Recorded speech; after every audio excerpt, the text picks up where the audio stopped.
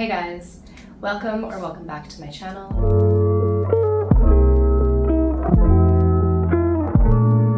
Today's video, I'm going to be sharing 14 different fantasy books that you can read in one day.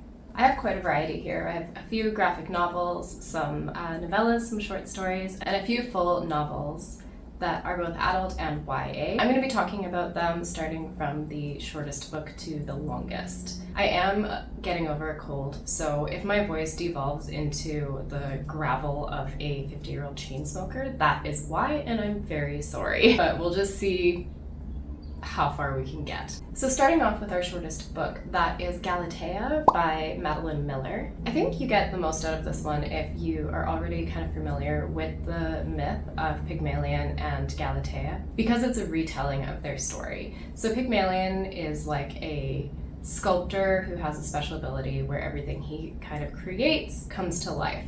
So he decides that he wants to make the perfect woman for himself. He sculpts Galatea, who is incredibly beautiful and supposed to be very subservient and a very good cook and housewife. She's a housewife.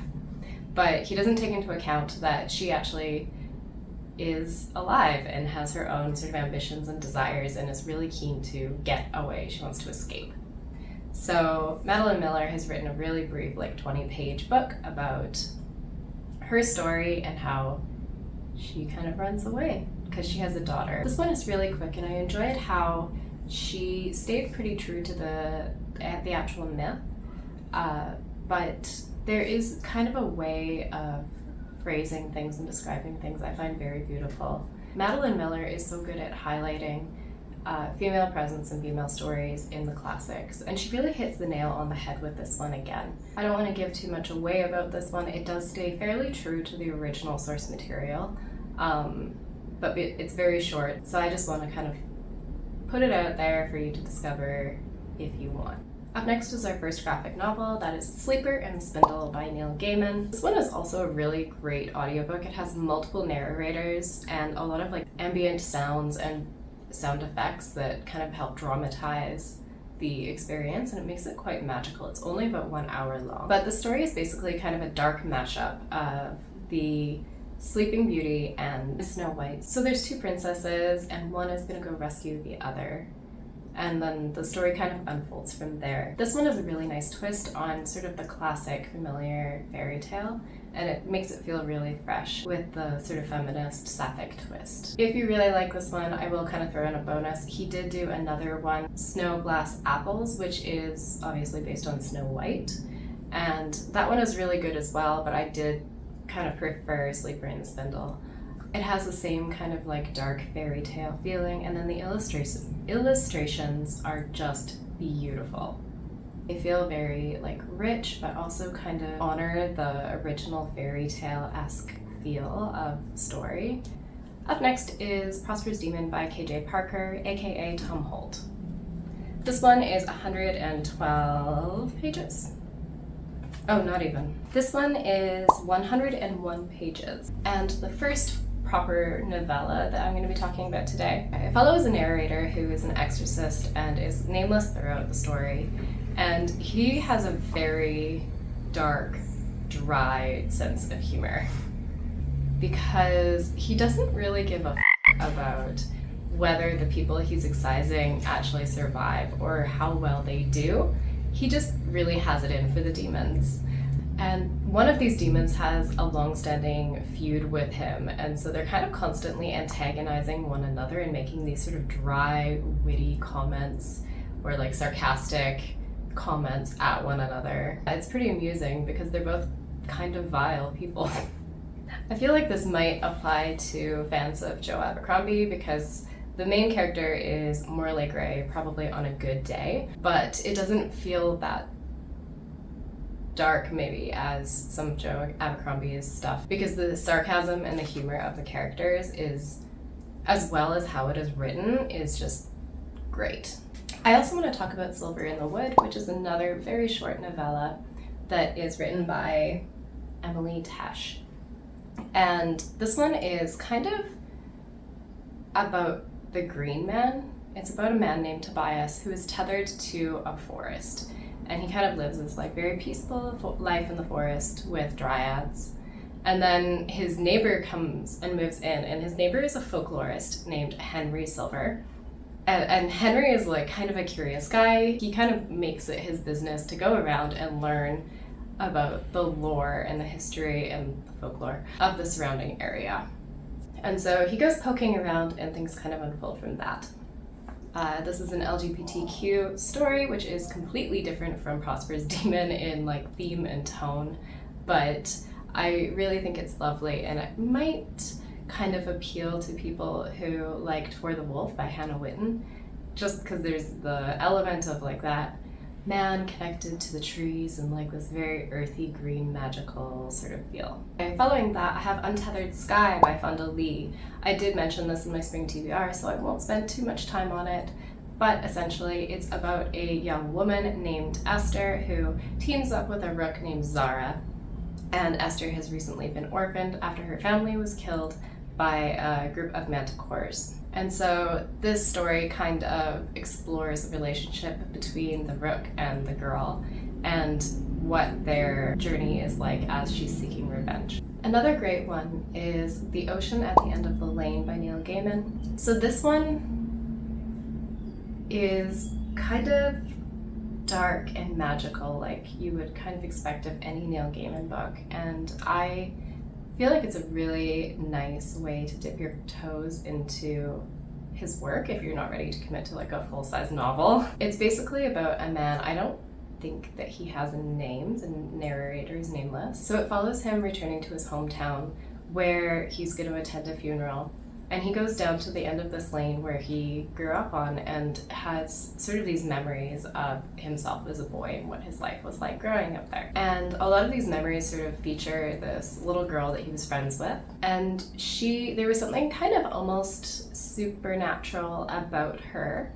And she definitely plays sort of a supernatural, superhuman role in almost being protective of him when these dark things begin to happen in his family's home. This is a really beautifully written book, and I really like how the end, everything just kind of comes together in a very satisfying way. Okay, up next is one of my favorite graphic novels ever. Actually, this is the one that got me into reading graphic novels in the first place, and that is Monstrous by Marjorie Liu, and illustrated by Sana Takeda. This one is set in kind of a reimagined matriarchal Asia that has a lot of like Art Deco steampunk influence. And it's about a young orphaned girl who is kind of wrestling and trying to survive through the traumas of war and recently losing her family. And at the same time, she is trying to kind of keep control of herself because inside of her there is this monster that is periodically wakes up and kind of takes over, and she kind of goes blank or like passes out and doesn't really have clear memory of what happens when this monster wakes up. But spoiler, it gets a little bit violent. Despite some of the really dark parts and heavy topics that this book is dealing with, there's still a lot of like very beautiful, almost ethereal moments as well. And she has this little friend who is like kind of a half human, half fox child, and it is so cute. I love him. And again, the illustration for this book is just stunning. I really think that this is one of the most beautiful graphic novels that I have ever seen so far. I've read the first 4, but number 8 is going to be coming out very soon, and they're all around the same size. Okay, Piranesi is the next one that I want to talk about today. That is by Susanna Clarke, and it is popular for a reason. It's about a man named Piranesi who is living in this giant house that it's almost maze-like, and it has an ocean with a tide in it, and there's lots of like mysterious notes around the house and statues and like little random bits and things. So Piranesi just spends his day basically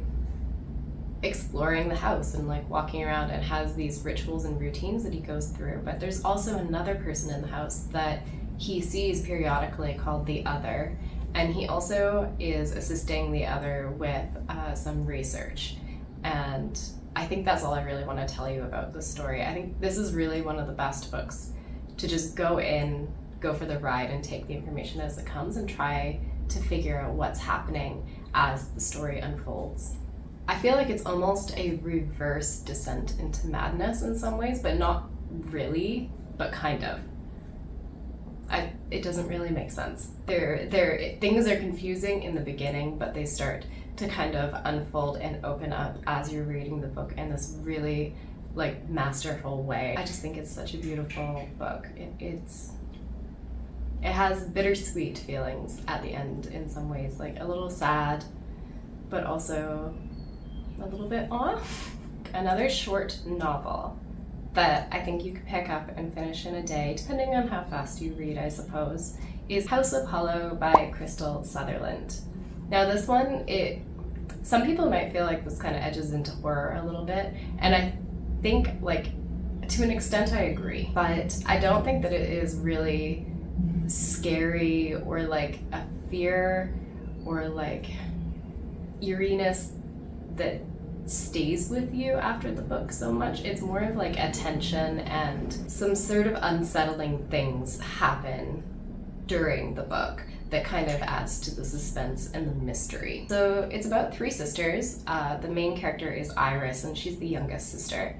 And they all have this kind of strangely shaped scar that's like a crescent moon at the base of their neck. And they don't know how they got it. They don't remember how that happened or anything like that. And people kind of respond strangely to them. Like they almost have a little bit of like an ethereal power pull for other people. Like everybody knows that they're a little bit unusual. And a lot of the time they make that work for themselves. Until one day the oldest sister goes missing. And so the story begins when the younger sister is going looking for the eldest and trying to uncover like what actually happened to her. As she's kind of trying to discover this, she realizes that there's this man with like horns that is either following her or her sister. He's in their spaces. So there's a little bit of a race or a sense of urgency to find her as well. And eventually it becomes clear that to find her sister, she needs to unravel the truth about what happened to them when they were children. It's a really good book. It's almost mind-bending in some parts, and it's really, really fun. Really satisfying ending as well. Up next is An Enchantment of Ravens by Margaret Rogerson. I don't want to spend a super long time talking about this. Again, I covered it in my March reading wrap-up, so I will link to that somewhere. But basically, it follows a girl named Isabel who makes an error that off the Autumn King, and she gets taken into Fairy where she kind of has to fix the problem. And it's a fun, good time, YA, fantasy, very quick, very satisfying. Another really great book to read in a day is The Midnight Library by Matt Haig. This one is more magical realism. It's about a girl named Nora who discovers this library in between life and death where there's many books, and in each book is a different sort of trajectory of her life or a different path that her life could have taken.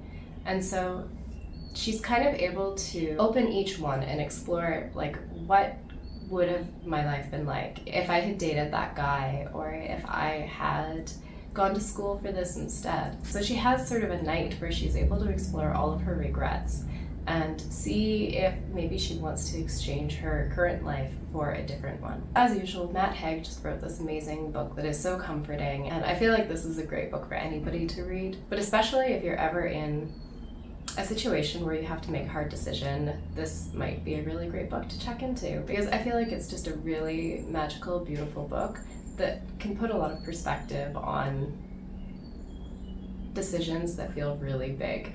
Okay, the next book that I want to talk about today is Bunny by Mona Awad. And this one, I feel like the greatest thing about this book is actually how many different interpretations there are. Once you hit the end, maybe you'll disagree and you will think this does not belong on the fantasy or magical realism sort of shelf at all. This was something totally different, and I honestly go back and forth about the ending a lot. And I am not going to describe a whole lot about this one because it's another book where the part of the joy of reading it is really just going for the ride and trying to figure out what the happened. Our main girl is named Samantha. She's an MFA student and she really only has one friend at the start of the book. And then she kind of joins this clique of girls who have some sort of a workshop, an informal workshop called the Smut Salon. And at this, they create things that is not smut. It is not writing, not really, but it's very wild. I haven't read something like this book for a very long time. So if you want something that is just very different, that is, okay, maybe fantasy light, pick up Bunny and let me know how that goes for you. This was really like a 5-star read for me. I loved this book. Might be one of my favorites, just because I cannot make up my mind about it. The next book that I want to talk about is White Cat by Holly Black, and this one I really feel is criminally underrated. Is that a pun? I think I just made a pun. I'm very proud of myself. I think part of the reason that it hasn't been more popular is because it was branded as new adult when they were trying to make that a thing. But there's no smut in it. It's YA, and we should just call it YA. They really did this book a dirty with the cover. I think it looks so bad. It's a bad cover.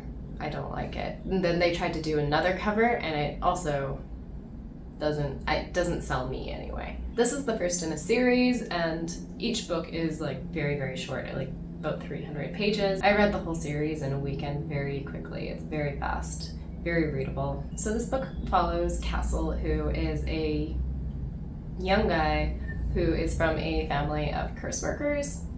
The curse workers are like a subset of people who have different kinds of magic. So you can be an emotion worker and manipulate people's emotions, but you can only work your magic and if you have skin-to-skin contact with the target.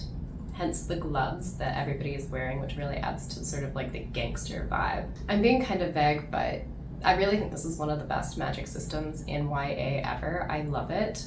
And it's kind of an unusually hard magic system for Holly Black as well. It's quite a different series from a lot of the other things that she's written. There's no fairies involved whatsoever. But our boy Castle doesn't have any kind of magic. He is, however, a bit of a con artist, and he is being haunted by these dreams of a white cat that is coming to him and asking him for help. And so he's basically kind of trying to unravel this mystery of his dreams. He begins to learn that the memories of his childhood may not necessarily be as reliable as he thought that they were. So. And last but not least is Certain Dark Things by Sylvia Moreno Garcia. This one is one of my favorite recent vampire books. It's set in an alternate Mexico City, where Mexico City is kind of a safe haven from vampires. There's no vampires allowed in the city, but they are kind of known to exist outside. I feel like this book is really different from a lot of her other books as well. And what makes it kind of interesting is how she incorporates local myth and traditions from Mexico and like integrates it with like sort of Western European traditions as well. So our main vampire is named Atal, I believe. She is descended from the Aztec blood drinkers. That are like kind of bird people, kind of. She's hiding out from a rival vampire clan that killed her family, and she's basically hiding out in Mexico City and then teams up with a local street kid who picks garbage, and they kind of develop a partnership, friendship, while trying to create safety for themselves. Really great book, really loved it, really fun. And she put a really unique spin on it as usual. So that's all I've got today, guys. I hope that you heard about something that sounds interesting for you, and if you know about any books that weren't on my list that I can read in a day, please let me know. I would love to hear about them. Or if you've read any of these books that I've talked about today, do let me know what your thoughts are. And until then, see you next time. Bye-bye.